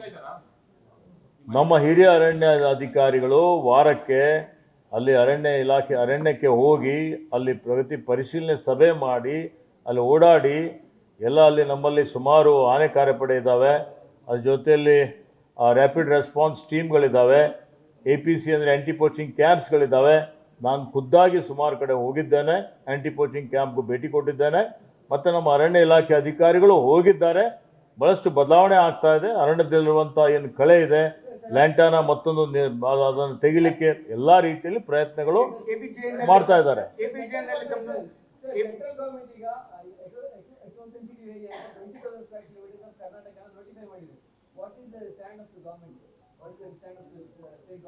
I only cannot take a stand on this issue. The whole cabinet, and we have to discuss with all the political parties also. So all of us will, the Honorable Chief Minister is seized to the matter. He will call a meeting, he will have a discussion with all the people, and the final decision will be taken by the government. ನಮ್ಮ ಇಲಾಖೆ ವತಿಯಿಂದ ಪೊಲೀಸರಿಗೆ ಈಗಾಗಲೇ ಸೂಚನೆ ಕೊಟ್ಟಿದ್ದೇವೆ. ನಿಷ್ಪಕ್ಷಪಾತವಾದಂಥ ತನಿಖೆ ಆಗಬೇಕು. ಯಾವ ಅಧಿಕಾರಿಗಳ ಹತ್ಯೆ ಆಗಿದೆ ಅಂಥವ್ರ ಮೇಲೆ ಯಾರು ಆರೋಪಿಗಳಿದ್ದಾರೆ ಅವರಿಗೆ ತಕ್ಷಣವೇ ಅವರಿಗೆ ಶಿಕ್ಷೆ ಆಗಬೇಕು ಅಂತೇಳಿ ಒತ್ತಾಯನೂ ಮಾಡಿದ್ದೇವೆ. ಮಾನಿಟರ್ ಮಾಡಲಿಕ್ಕೆ ನಮ್ಮ ಇಲಾಖೆ ಅಧಿಕಾರಿಗಳಿಗೆ ಹೇಳಿದ್ದೇನೆ ನಾನು. ಕೆಬಿಜೆನಲ್ಲಿ ನಿಮ್ದೊಂದು ವಿಂಗ್ ಇದೆ, ಫಾರೆಸ್ಟ್ ವಿಂಗ್ ನಡೆಸಬೇಕಂತ ಅದರಲ್ಲಿ 5% ಆಗಿಲ್ಲ. ಅದ್ರ ಬಗ್ಗೆ ಏನೋ ಎನ್ಕ್ವೈರಿ ಆರ್ಡರ್ ಮಾಡ್ತಾರೆ, ಬಟ್ ದುಡ್ಡು ಅಷ್ಟು ಹೋಗ್ತದೆ. ಅದೇ ಟ್ರೀಗಳನ್ನ ನೆಡ್ತಾರೆ, ಅದೇ ಲೆಕ್ಕ ಕೊಡ್ತಾರೆ, ದುಡ್ಡು ಮಾತ್ರ ಖರ್ಚು. ನೋಡಿ, ನಮ್ಗೇನು ದುಡ್ಡು ಬರ್ತದೆ ಆ ದುಡ್ಡು ಕ್ಯಾಂಪದಲ್ಲಿ ಇರುತ್ತೆ. ಕ್ಯಾಂಪ ದುಡ್ಡು ಅಂದರೆ ಕೇಂದ್ರ ಸರ್ಕಾರದಲ್ಲಿ ಇರುತ್ತೆ. 90% ದುಡ್ಡು ರಾಜ್ಯ ಸರ್ಕಾರಕ್ಕೆ ಕೊಡ್ತಾರೆ, 10% ದುಡ್ಡು ಅವ್ರು ಇಟ್ಕೊಳ್ತಾರೆ. ಆ 90%ಗೆ ನಾವು ಕ್ರಿಯಾಯೋಜನೆ ತಯಾರು ಮಾಡಿ ಕ್ಯಾಂಪಾಗೆ ಸಬ್ಮಿಟ್ ಮಾಡಬೇಕು ಪ್ರತಿ ವರ್ಷ. ಸಬ್ಮಿಟ್ ಮಾಡಿದ ಮೇಲೆ ಅವರು ಅದನ್ನು ನೋಡಿ ಯಾವ ಕಾಮಗಾರಿ ತೆಗೆದುಕೊಳ್ಳಬೇಕು ಅಂತೇಳಿ ತೀರ್ಮಾನ ಮಾಡಿ ಅದಕ್ಕೆ ಅನುಮೋದನೆ ಕೊಡ್ತಾರೆ. ಉದಾಹರಣೆಗೆ ನಾನು ರೈಲ್ವೆ ಬ್ಯಾರಿಕೇಡ್ಗೆ ಕ್ಯಾಂಪಾದಲ್ಲಿ 50 ಕೋಟಿ ಕೇಳಿದ್ದೆ. ರೈಲ್ವೆ ಬ್ಯಾರಿಕೇಡ್ಗೆ ನಾವು ಕ್ಯಾಂಪಾದಲ್ಲಿ ದುಡ್ಡು ಕೊಡೋದಿಲ್ಲ, ಭಾಳ ಎಕ್ಸ್ಪೆನ್ಸಿವ್ ಇದೆ ಅಂತೇಳಿ ಹೇಳಿಕೆ ಕೊಟ್ಟರು. ಅವ್ರು ಆ ಥರ ತೀರ್ಮಾನ ಮಾಡಿದ್ದು ಸರಿ ಇಲ್ಲ, ಯಾಕೆಂದರೆ ಜನರ ಜೀವ ಅತ್ಯಮೂಲ್ಯವಾದಂಥದ್ದು. ಆದರೂ ಆ ರೀತಿ ತೀರ್ಮಾನಗಳು ಮಾಡಿದ್ದಾರೆ. ಇನ್ನೂ ಕ್ಯಾಂಪದ ಅಡಿಯಲ್ಲಿ ನಮ್ದು ಇನ್ನೂ 1000 ಕೋಟಿ ರೂಪಾಯಿ ಇದೆ ಇವತ್ತು ಕೇಂದ್ರದಲ್ಲಿ. ಅದು ನಾವು ಕಾಲಕ್ಕೆ ಪ್ರಸ್ತಾವನೆ ಸಲ್ಲಿಸ್ತೀವಿ, ಅನುಮೋದನೆ ಮಾಡ್ತಾರೆ. ಎಷ್ಟು ಮಾಡ್ತಾರೆ ಅಷ್ಟಕ್ಕೆ ನಾವು ಕಾಮಗಾರಿಗಳು ತೆಗೆದುಕೊಳ್ತೀವಿ. ನಾವು ದುಡ್ಡು KBJNLಗೆ ಕೊಡ್ತಾ ಇಲ್ಲ. KBJNLದವರೇ ನಮ್ಮ ನೀರಾವರಿ ಇಲಾಖೆಯವರು ಇವತ್ತು ಆ KBJNL ಏನು ಕಾಮಗಾರಿ ತೆಗೆದುಕೊಳ್ಬೇಕು ತಗೊಳ್ತಾರೆ. ಪ್ಲಾಸ್ಟಿಕ್ ಬಳಕೆ ಬಗ್ಗೆ ಏನೇನು ಮಾಡ್ತಾ ಇದೆ ಸರ್? ರಕ್ಷಿತ ಅರಣ್ಯದಲ್ಲಿ ಬಂಡೀಪುರ ಬಿಟ್ಟರೆ ಬೇರೆ ಕಡೆ ಲಾಟ್ ಆಗೇ ಇದೆ. ನೋಡಿ, ನಾವು ಪ್ಲಾಸ್ಟಿಕ್ ಏಕ ಬಳಕೆ ಪ್ಲಾಸ್ಟಿಕ್ ನಿಷೇಧ ಮಾಡಬೇಕು ಅಂತ ಈಗಾಗಲೇ ಘೋಷಣೆ ಮಾಡಿದ್ದೇವೆ. 5 ಪಟ್ಟಣಗಳ ಅದನ್ನು ನಿಷೇಧ ಮಾಡಬೇಕು ಅಂತ ಹೇಳಿದ್ದೇವೆ. ನೋಡಿ, ಈಗ ಒಂದು ಮಾತು ಹೇಳ್ತೀನಿ. ಒಂದೇ ಸಲ ಸುಮಾರು ವರ್ಷದಿಂದ ಇದ್ದಂಥದ್ದು ನನ್ನ ಗಮನಕ್ಕೆ ಬಂದಿಲ್ಲ. ನಿಮ್ಗೆ ಇದು ಕೊಟ್ಟಿದ್ದಾರೆ. ಇದೆ ಯಾವ್ದು ಇದೆ ಅದು ಮುಂದೆ ಕೊಡದ ರೀತಿಯಲ್ಲಿ ನೋಡ್ಕೊಳ್ಳಿಕ್ಕೆ ಸೂಚನೆ ಕೊಡ್ತೇನೆ. ನಾವು ಯಾವುದೇ ಕಾಯ್ದೆಗಳು ಮಾಡಿದ್ರು, ಯಾವುದೇ ಕಾನೂನುಗಳ ನಿಯಮಗಳು ಮಾಡಿದ್ರು ಜನರಿಗಾಗಿ ಮಾಡ್ತೇವೆ. ಜನ ಸಹಕಾರ ಮಾಡಿದ್ರೆ ಮಾತ್ರ ಯಶಸ್ವಿ ಆಗ್ತದೆ. ಪ್ಲಾಸ್ಟಿಕ್ ಇದೆ, POP ಗಣಪತಿ ಇದೆ. ಇವತ್ತು ಹಸಿರು ಪಟಾಕಿಗಳ ಜಾಗದಲ್ಲಿ ಬೇರೆ ಪಟಾಕಿಗಳು ಹಾರಿಸ್ತಾರೆ. ಇವತ್ತು ಎಲ್ಲಿ ಜಾಗೃತಿ ಇದೆ ಅಲ್ಲಿ ಯಶಸ್ವಿ ಆಗ್ತದೆ. ಉದಾಹರಣೆಗೆ ನೀವು POP ನೋಡಿ, ನಾನು ನೋಡಿದ್ದೇನೆ, ಪ್ರಗತಿ ಪರಿಶೀಲನೆ ಮಾಡಿದ್ದೇನೆ. ಉಡುಪಿಯಲ್ಲಿ, ಮಂಗಳೂರಿನಲ್ಲಿ POP ಉಪಯೋಗ ಮಾಡೋದಿಲ್ಲ. 95% ಮಣ್ಣಿನ ಗಣಪತಿನ ಉಪಯೋಗ ಮಾಡ್ತಾರೆ. ನಮ್ಮ ಭಾಗದಲ್ಲಿ ಮಾಡ್ತಾರೆ. ಮೌಢ್ಯತೆ ಇದೆ, ಇನ್ನೂ ದೊಡ್ಡ ತರಬೇಕು ಅನ್ನೋಂಥದ್ದು ಆಸೆ ಇದೆ. ಎಲ್ಲ ನೋಡಿ, ಇವತ್ತೇನು ಆಡಳಿತ ನಡೀತಾ ಇದೆ ನೋಡಿ. ಆಡಳಿತ ನೋಡಿ, ನಾನು ಯಾರಿಗೂ ನಾನು ಸಮರ್ಥನೆ ಮಾಡ್ತಾ ಇಲ್ಲ. ಈ ವ್ಯವಸ್ಥೆಯಲ್ಲಿ ಹದಗೆಡ್ಲಿಕ್ಕೂ ಸುಮಾರು ವರ್ಷ ಆಗ್ತದೆ, ಸರಿಪಡಿಸ್ಲಿಕ್ಕೂ ಸುಮಾರು ಸಮಯ ಹೋಗ್ತದೆ. ಒಂದೇ ತಕ್ಷಣ ಇವತ್ತು ಎಲ್ಲ ರೀತಿಯಲ್ಲಿ ಸರಿ ಆಗ್ತದೆ ಅಂತ ಯಾರೂ ಹೇಳಲಿಕ್ಕೆ ಆಗೋದಿಲ್ಲ. ಪ್ರಯತ್ನ ಮಾಡ್ತಾ ಇದ್ದೇವೆ. ಅಧಿಕಾರಿಗಳಿಂದಲೇ ನಾವು ಪರಿವರ್ತನೆ, ಬದಲಾವಣೆ ಮಾಡಿಸ್ಬೇಕಾಗ್ತದೆ. ಎಲ್ಲವೂ ನಾವು ಅಧಿಕಾರಿಗಳ ತಲೆ ಮೇಲೆ ಹಾಕ್ಲಿಕ್ಕೆ ಬರೋದಿಲ್ಲ. ಒಳ್ಳೆಯವರು ಪ್ರತಿಯೊಂದು ಕ್ಷೇತ್ರದಲ್ಲಿದ್ದಾರೆ, ಕೆಲವರು ದುರ್ಬಲರು ಇರ್ತಾರೆ, ಸರಿಪಡಿಸ್ಬೇಕಾಗ್ತದೆ. ಸರ್, 2012ರಲ್ಲಿ ಬಂಡೀಪುರದಲ್ಲಿ ಮತ್ತು ಕಬಿನಿಯಲ್ಲಿ 2 ಹಂತದ ತಪಾಸಣೆ ಮಾಡಲಿಕ್ಕೆ ನಾವು ಇವತ್ತು ಆಯೋಜಿಸಿದ್ದೇವೆ, ಸೂಚಿಸಿದ್ದೇವೆ, ಪ್ಲಾಸ್ಟಿಕ್ ಸಲುವಾಗಿ. ಸರ್, 2012ರಲ್ಲಿ ಎಲಿಫೆಂಟ್ ಟಾಸ್ಕ್ ಫೋರ್ಸ್ ರಿಪೋರ್ಟ್ 2ನೇ ಹಂತದಲ್ಲಿ ನಾವು ದಂಡ ಹಾಕಬೇಕು ಅಂತ ಹೇಳಿದ್ದೇವೆ. ಹೇಳಿ, ಎಲಿಫೆಂಟ್ ಟಾಸ್ಕ್ ಫೋರ್ಸ್ ಬಗ್ಗೆ ಹೇಳಿ. Sir, elephant task force report 2012ರಲ್ಲಿ ಹೈಕೋರ್ಟ್ ಕೇಸ್ ಆದ್ಮೇಲೆ ಬಂದಿದೆ.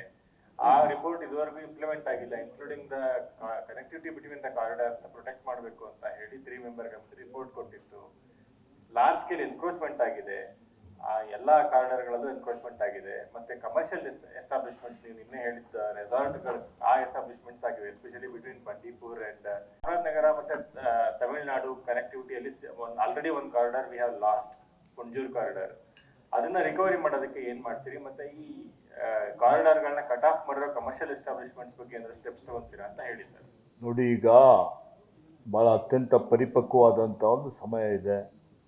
ಈಗೇನು ಭಾಳಷ್ಟು ಕಡೆ ಯಾವ ರೀತಿಯಲ್ಲಿ ವಯನಾಡದಲ್ಲಿ ದುರಂತ ಆಗಿದೆ, ಶಿರೂರದಲ್ಲಿ ದುರಂತ ಆಗಿದೆ, ಅದು ಎಲ್ಲರ ಒಂದು ಕಣ್ಣು ತೆರೆಸಿದೆ. ಈಗೇನು ಹೈಕೋರ್ಟ್ ಜಡ್ಜ್ಮೆಂಟ್ ಇದೆ, ಏನು ವರದಿ ಇದೆ, ಅದನ್ನು ಸಂಪೂರ್ಣವಾಗಿ ಏನು 3 ಸದಸ್ಯರು ಏನು ವರದಿಯನ್ನು ಕೊಟ್ಟಿದ್ದಾರೆ ನಮ್ಮ ಕಾರಿಡಾರ್ ಮಾಡುವಂಥದ್ರ ಬಗ್ಗೆ, ಮತ್ತು ಇದಕ್ಕೆ ಏನು ಸರ್ಕಾರದ ವತಿಯಿಂದ ಎಷ್ಟು ಅನುದಾನ ಬೇಕಾಗ್ತದೆ, ಎಲ್ಲೆಲ್ಲಿ ತೆರವುಗೊಳಿಸಬೇಕಾಗ್ತದೆ, ಇದೆಲ್ಲದರ ಬಗ್ಗೆ ಪ್ರಥಮ ಹಂತದಲ್ಲಿ ಈಗಾಗಲೇ ನಾವು ತೆರವುಗೊಳಿಸುವಂಥ ಒಂದು ಕಾರ್ಯಕ್ರಮ ಯೋಜನೆ ಹಾಕಿಕೊಂಡಿದ್ದೇವೆ. ಮುಂಬರುವಂಥ ದಿನಮಾನಗಳಲ್ಲಿ ಅದನ್ನು ಸಂಪೂರ್ಣವಾಗಿ ಅಧ್ಯಯನ ಮಾಡಿ ಅದಕ್ಕೆ ಕಾರ್ಯರೂಪಕ್ಕೆ ತರಲಿಕ್ಕೆ ಪ್ರಾಮಾಣಿಕವಾದಂಥ ಪ್ರಯತ್ನ ಮಾಡ್ತಾರೆ. ಡೆಡ್ ಲೈನ್ ಇಡ್ತೀರಾ ಅಂತ 2012 ರಿಪೋರ್ಟ್ ಕೊಟ್ಟರು ಏನೂ ಆಗಿಲ್ಲ. ಮಧ್ಯದಲ್ಲಿ ಎನ್ಕ್ರೋಚ್ಮೆಂಟ್ಸ್ ಆಗ್ತಾ ಇವೆ. ನೋಡಿ, ಅದೆಲ್ಲ ಮಾಡೋದಿಲ್ಲ. ಒಂದು ಮಾತು ಹೇಳಲಿಕ್ಕೆ ಬಯಸ್ತಾ ಇದ್ದೀನಿ, ನಮ್ಮ ಕಾರ್ಯಕಾಲದಲ್ಲಿ ಒತ್ತುವರಿಗೆ 0 ಟಾಲರೆನ್ಸ್. ಯಾವ್ದು ಹಿಂದೆ ಒತ್ತುವರಿ ಆಗಿದೆ ಈಗಾಗಲೇ ಹೇಳಿದ್ದೇನೆ, ಬಹಳಷ್ಟು ಒತ್ತುವರಿಗಳಿಗೆ ನಾವು ತೆರವುಗೊಳಿಸ್ತಾ ಇದ್ದೇವೆ. ಉದಾಹರಣೆಗೆ ಬೆಂಗಳೂರಿನಲ್ಲಿ ಕೊತ್ನೂರದಲ್ಲಿ 17 ಎಕರೆ ಅರಣ್ಯ ಇಲಾಖೆ ಜಮೀನು ಒತ್ತುವರಿ ಆಗಿತ್ತು. ಭಾಳ ನಾನೇ ಖುದ್ದಾಗಿ ಯಾರು ಕಂದಾಯ ಇಲಾಖೆ ಹಿರಿಯ ಅಧಿಕಾರಿ ಅಸಿಸ್ಟೆಂಟ್ ಕಮಿಷನರ್ ಅವರು ಮತ್ತು ತಹಶೀಲ್ದಾರ್ ಅವರು ಅದಕ್ಕೆ ಅನುವು ಮಾಡಿಕೊಟ್ಟಿದ್ದರು. ಅವರು ಒಂದು ರೀತಿಯಲ್ಲಿ ಸಂಚು ಮಾಡಿ ಬೇರೆಯವರಿಗೆ ಆ ಜಮೀನು ಮಾಡಿಕೊಡ್ಬೇಕು ಅನ್ನೋಂಥದ್ದು ಉದ್ದೇಶ ಆಗಿತ್ತು. ಅವ್ರ ಮೇಲೆ ಕ್ರಿಮಿನಲ್ ಮೊಕದ್ದಮೆ ದಾಖಲೆ ಮಾಡಿ ಕೋರ್ಟ್ಗೆ ಹೋಗಿ ಮತ್ತೊಂದು ಹೋದರು, ಎಲ್ಲ ಹೋದರೂ ವಾಪಸ್ಸು ಅರಣ್ಯ ಇಲಾಖೆಗೆ ಸುಮಾರು 500 ಕೋಟಿ ರೂಪಾಯಿ ಬೆಲೆ ಬಾಳುವ ಆಸ್ತಿ ಇದೆ. ವಾಪಸ್ ತಗೊಂಡಿದ್ದೀವಿ, ಟ್ರೀ ಪಾರ್ಕ್ ಮಾಡ್ತಾ ಇದ್ದೀವಿ. ಮೊನ್ನೆ ಹೋಗಿ ಅದನ್ನು ನಾವು ನಮ್ಮ ಸ್ವಾಧೀನದಲ್ಲಿ ತೆಗೆದುಕೊಂಡಿದ್ದೇವೆ. ಮತ್ತು ಅದನ್ನು ಸುಮಾರು 2-3 ದಿವಸದಲ್ಲಿ ನಾನು ಖುದ್ದಾಗಿ ಹೋಗಿ ಅಲ್ಲಿ ಶಂಕುಸ್ಥಾಪನೆ ಮಾಡಿ ಆ ಒಂದು 500 ಕೋಟಿ ರೂಪಾಯಿಯ ಏನು ಬೆಲೆ ಬಾಳುವ ಜಮೀನಿದೆ ಅರಣ್ಯ ಇಲಾಖೆಗೆ ಸಂಬಂಧಪಟ್ಟಂಥದ್ದು ಉಳಿಸ್ಕೊಳ್ಳುವಂಥ ಕೆಲಸ ನಾವು ಮಾಡ್ತಾ ಇದ್ದೇವೆ. 7,000 ಎಕರೆ ಅರಣ್ಯ ಭೂಮಿ ಕೊಡಗಿನಲ್ಲಿ, ಚಾಮರಾಜನಗರದಲ್ಲಿ ಇವರು ಸ್ವಾತಂತ್ರ್ಯ ಪೂರ್ವದಲ್ಲಿ ಲೀಸ್ ಕೊಟ್ಟಂಥದ್ದು ಯಾರ ಗಮನಕ್ಕೂ ಇದ್ದಿಲ್ಲ. ಸುಮ್ಮನಲ್ಲೇ ಹೈಕೋರ್ಟಲ್ಲಿ ಸುಪ್ರೀಂ ಕೋರ್ಟಲ್ಲಿ ಸ್ಟೇ ತೊಗೊಂಡಿದ್ರು. ಅದ್ರ ಬಗ್ಗೆ ಇವತ್ತು ಸಾಯಂಕಾಲ ಒಂದು ಸಭೆ ಕರೆದಿದ್ದೇನೆ. ಇವತ್ತು AG ಅವರಿಗೂ ಆಹ್ವಾನ ಮಾಡಿದ್ದೇನೆ ಮತ್ತು ನಮ್ಮ ಕಾನೂನು ತಜ್ಞರಿಗೆ ಕರೆಯಿಸಿ ಅವರೇನು ಸ್ಟೇ ತೊಗೊಂಡಿದ್ದಾರೆ ಆ ಸ್ಟೇ ತೆರವುಗೊಳಿಸಬೇಕು. ಆ 7,000 ಎಕರೆ ಜಮೀನೇನಿದೆ ಆ ಜಮೀನು ಪುನಃ ವಾಪಸ್ಸು ಮರುವಶ ಅರಣ್ಯ ಇಲಾಖೆಗೆ ಪಡೆದುಕೊಳ್ಳಬೇಕು ಅನ್ನುವಂಥ ಒಂದು ತೀರ್ಮಾನವನ್ನು ನಾವು ಮಾಡಿದ್ದೇವೆ. ಮತ್ತು ಅವರು ಸುಮಾರು 1,000-2,000 ಕೋಟಿ ರೂಪಾಯಿ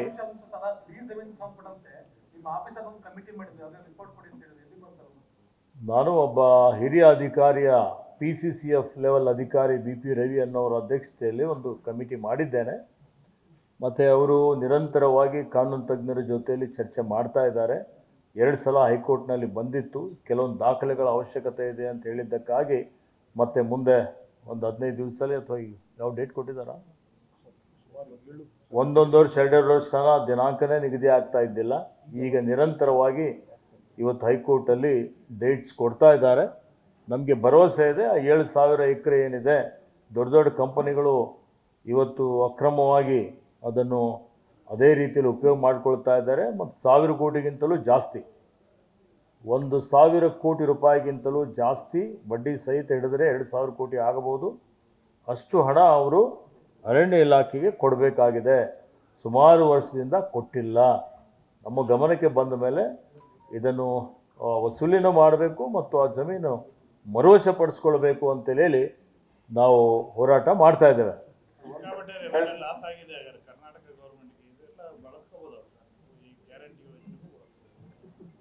ಅರಣ್ಯ ಜಾಸ್ತಿ ಮಾಡಲಿಕ್ಕೆ ಬಳಸ್ಕೊಳ್ಬೋದು. ಸುಮಾರು 3,000 ಎಕರೆ ಹಾಸನದಲ್ಲಿ ನಮಗೆ ಎಲ್ಲ ಆನೆಗಳು ಬಂದು ನಾಶ ಆಗ್ತಾ ಇದೆ, ನಮ್ಮ ಜಮೀನು ನೀವು ಖರೀದಿ ಮಾಡಿ ಅಂತ ಹೇಳಿ ರೈತರು ಓಡಾಡ್ತಾ ಇದ್ದಾರೆ. ಪಾಪ ಆ ಜಮೀನನ್ನು ನಾನು ತಗೋಬೇಕು ಅಂತ ಮಾನ್ಯ ಮುಖ್ಯಮಂತ್ರಿಗಳಿಗೆ ಹೇಳಿದ್ದೇನೆ. ಆ 3,000 ಎಕರೆ ನಾವು ತಗೊಂಡ್ರೆ ಅರಣ್ಯ ಪ್ರದೇಶನೂ ಜಾಸ್ತಿ ಆಗ್ತದೆ, ರೈತರಿಗೆ ಸಹಾಯನೂ ಆಗ್ತದೆ. ಅವರೆಲ್ಲ ಯಾರು ಬೇಸಾಯನೇ ಮಾಡ್ತಾ ಇಲ್ಲ, ಉಳುಮೆನೆ ಮಾಡ್ತಾ ಇಲ್ಲ.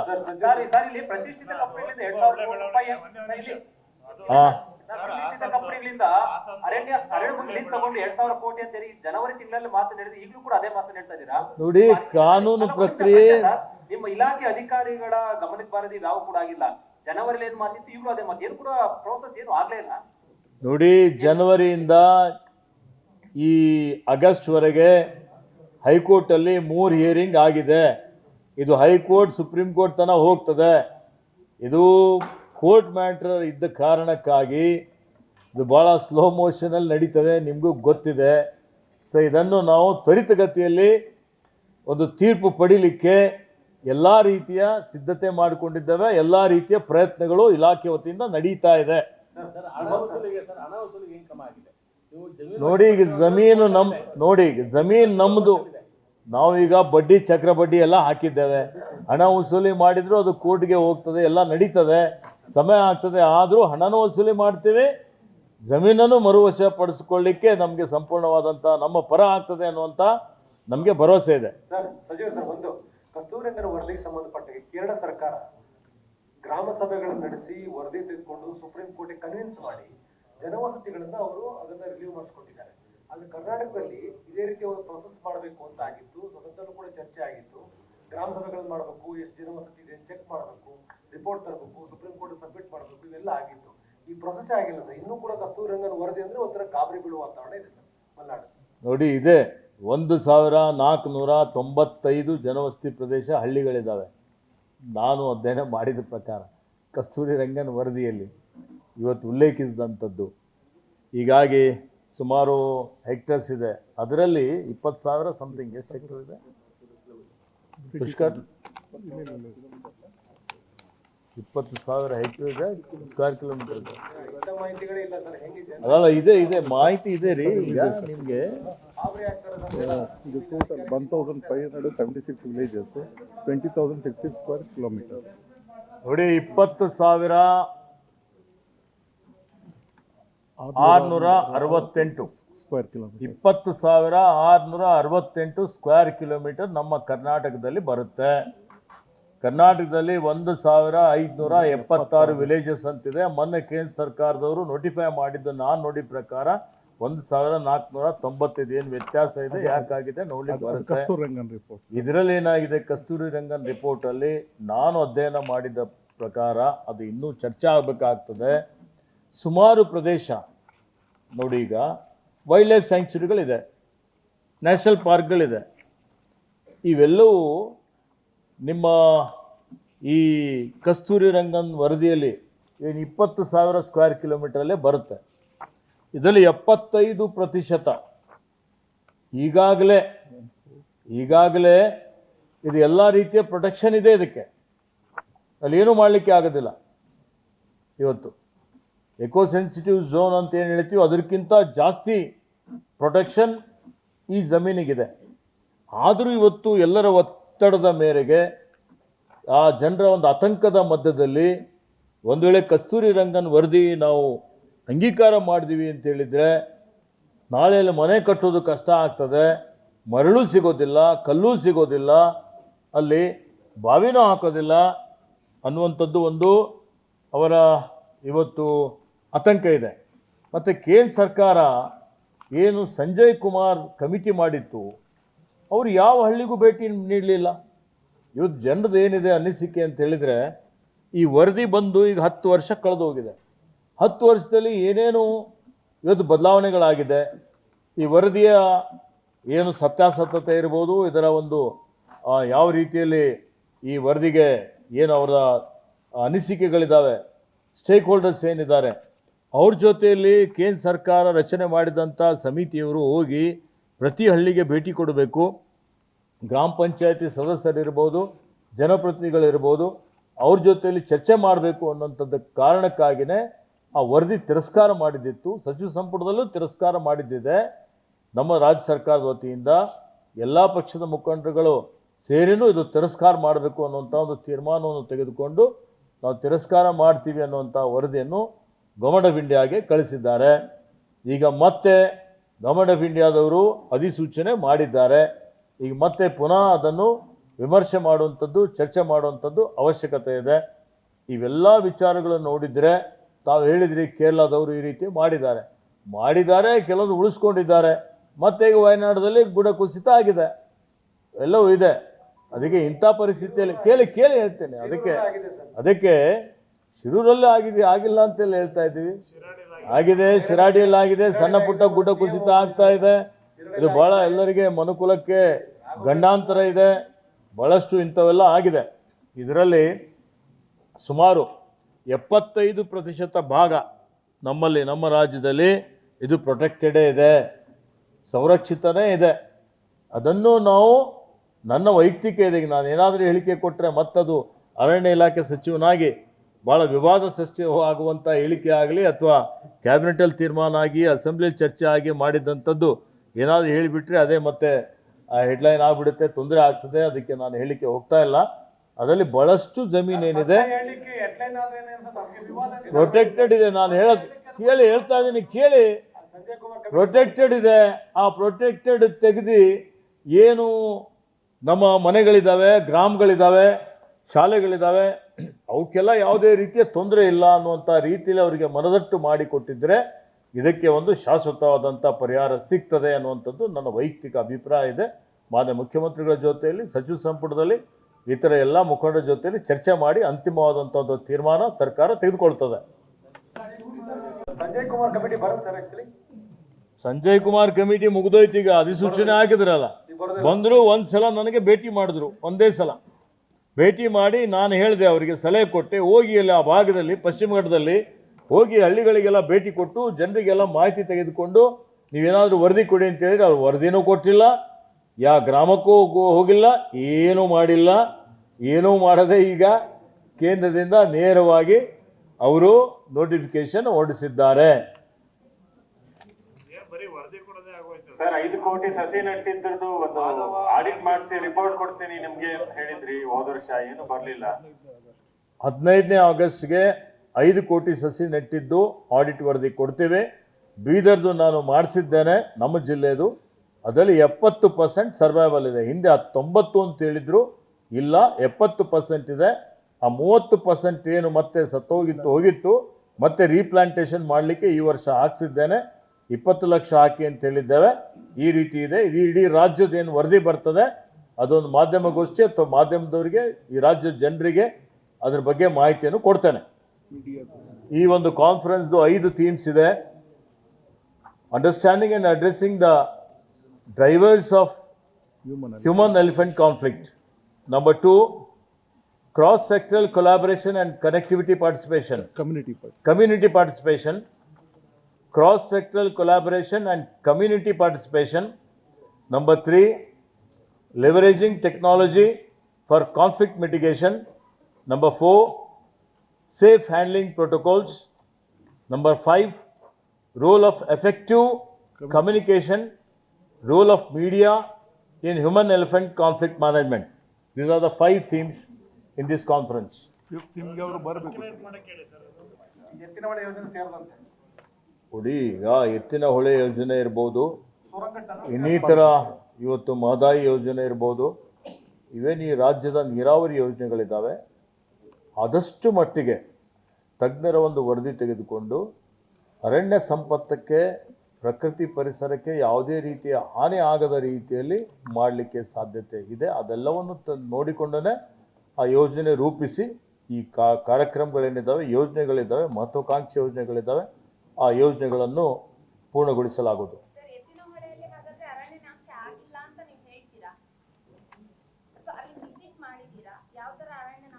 ಎತ್ತಿನ ಹೊಳೆ ಬಗ್ಗೆ ಈಗಾಗಲೇ ಚರ್ಚೆ ಆಗಿದೆ. ಅವರಿಗೆ ಅರಣ್ಯ ಇಲಾಖೆ ಜಮೀನು ಬೇಕಾಗಿದೆ. ಅವ್ರಿಗೇನು ಜಮೀನು ಬೇಕಾಗಿದೆ ಪರಿವೇಶ್ ಪೋರ್ಟಲಲ್ಲಿ ಅರ್ಜಿ ಹಾಕ್ರಿ ಅಂತೇಳಿ ಈಗಾಗಲೇ ನಮ್ಮ ಅಧಿಕಾರಿಗಳು ಹೇಳಿದ್ದಾರೆ. ಇವತ್ತು ಒಂದು ಹಂತದಲ್ಲಿ ಕೇಂದ್ರಕ್ಕೆ ಒಂದು ಪ್ರಸ್ತಾವನೆ ಸಲ್ಲಿಸಲಾಗಿದೆ. ಕೇಂದ್ರದವರು ಕೆಲವೊಂದು ಏನು ಎನ್ಕ್ವೈರಿ ಅಂದರೆ ಸ್ಪಷ್ಟೀಕರಣ ಕೇಳಿದ್ದಾರೆ. ಸ್ಪಷ್ಟೀಕರಣ ಕೊಡಲಿಕ್ಕೆ ಯೂಸರ್ ಏಜೆನ್ಸಿಗೆ ಅನುಷ್ಠಾನ ಏನು ನಮ್ಮ ಇಲಾಖೆ ಇದೆ ಅವರಿಗೆ ನಾವು ತಿಳಿಸಿದ್ದೇವೆ. ಪ್ರಕ್ರಿಯೆ ನಡೀತಾ ಇದೆ. ಕಾನೂನುಬದ್ಧವಾಗಿ ನಿಯಮಬದ್ಧವಾಗಿ ನಮ್ಮ ಪ್ರಕ್ರಿಯೆ ನಡೀತದೆ.